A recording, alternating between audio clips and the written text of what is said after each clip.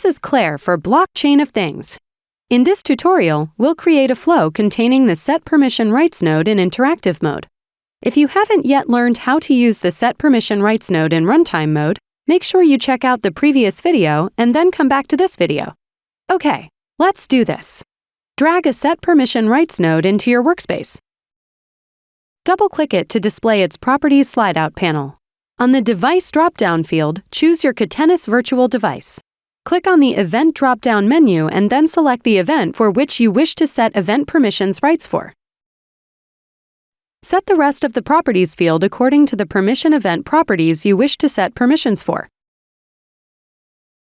Wire this node to a debug node and open the debug sidebar. Click the red Deploy button on the upper right-hand side of the Node-RED dashboard to deploy this flow. To test the flow, click the box to the left of the Set Permissions node. A JSON object should now be printed onto the debug sidebar. Great work! Now you should understand how to use the Set Permission Rights node in interactive mode. In our next video, you'll learn about the Check Effective Permission Rights node.